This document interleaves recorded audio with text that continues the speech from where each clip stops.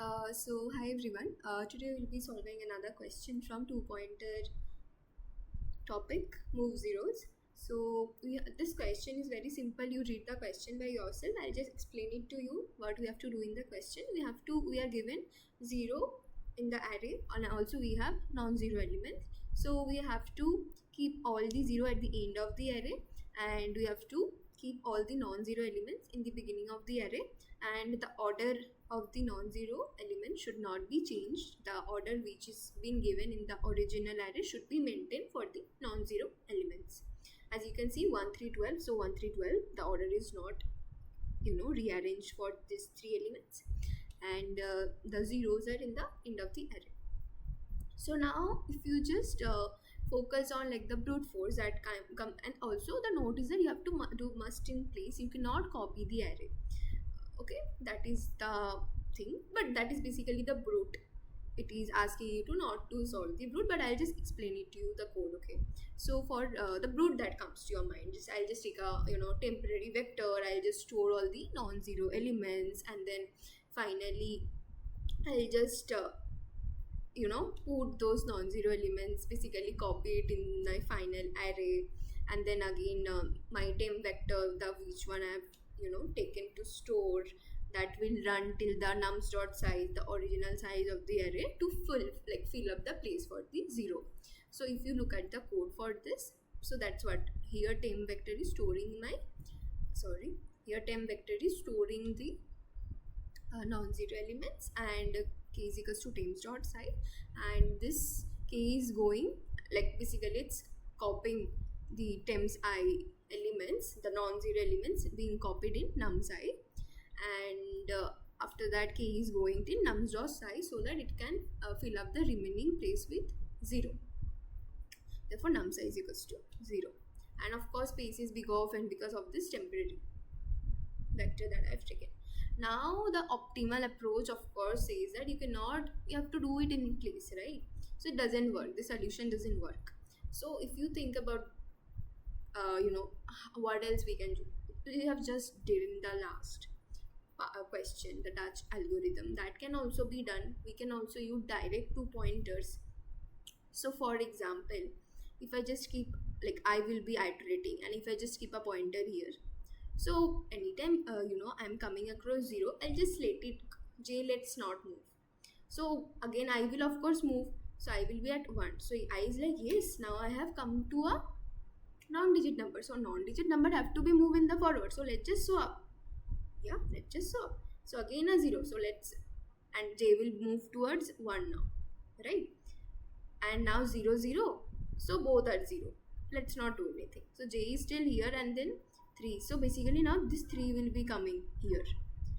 So if I just do a dry run to you, let's not show you this code. Sorry. Yeah, this one. So let's just take this example. Okay. So what I'm saying is that okay.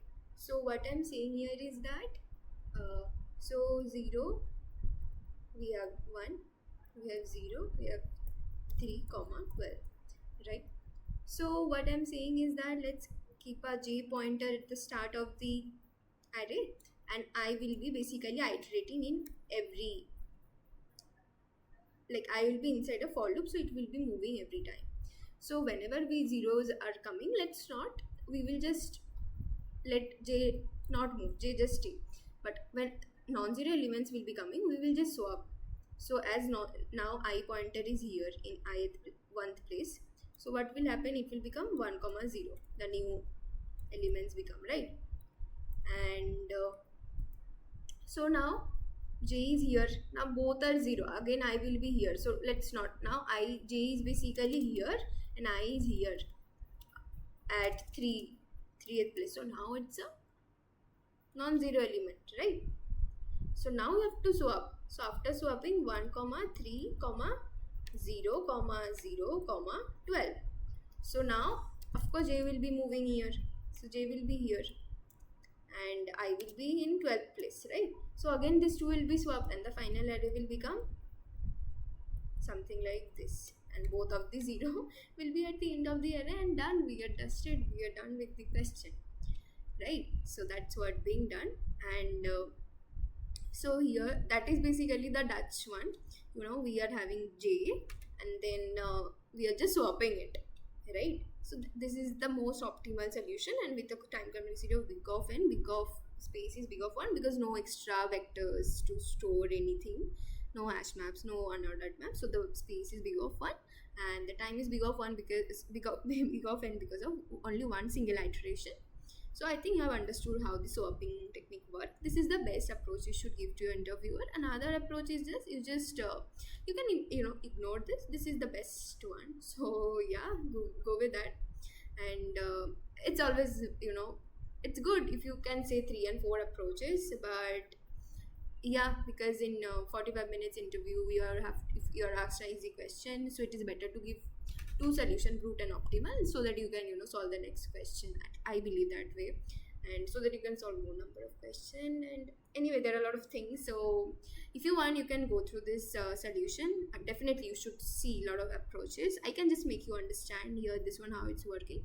So I just J, so nums I will be J will be moving. It's not swapping is not working here, right? Here directly we have used swap. So that is what basically we are doing the swapping thing manually. So J will be moving when there is a non-zero element. So that is the condition for it. If it's not zero, then J please move, and J will become the new numSci now.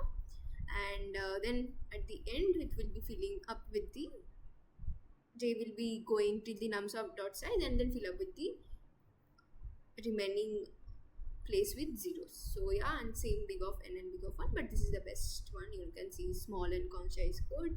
So yeah, hope you enjoyed, and yeah, keep solving. Bye bye, see you in the next video.